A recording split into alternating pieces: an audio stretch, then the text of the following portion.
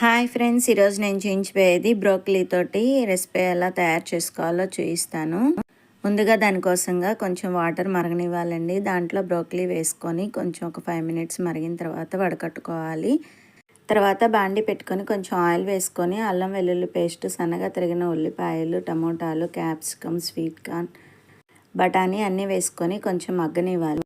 తర్వాత బాయిల్ చేసుకున్న బ్రోకలీ వేసుకొని ఒక 5 మినిట్స్ అలా మగ్గనివ్వాలి. తర్వాత పన్నీర్ అంటే ఇష్టం ఉన్న వాళ్ళు కొంచెం విడిగా వేయించుకొని పన్నీర్ వేసుకోవచ్చు, లేదంటే స్కిప్ చేసేయచ్చు. చూసారు కదా, అన్నీ చక్కగా మగ్గాయి. తర్వాత దీంట్లో కొంచెం సాల్ట్, కొంచెం మిరియాల పొడి, కొంచెం జీలకర్ర పొడి వేసుకొని బాగా మిక్స్ చేసుకోవాలి. ఇప్పుడు ఒక కప్పు తీసుకొని దాంట్లో 1 స్పూన్ కార్న్ఫ్లోర్, 1/2 స్పూన్ మైదా, 1 స్పూన్ తేనె, 1 spoon soya sauce, 1 spoon vinegar వేసుకొని వాటర్ వేసుకొని కొంచెం మిక్స్ చేసుకోవాలి. దీన్ని ముక్కల్లో కలిపేసుకోవడమేనండి, అంతేనండి.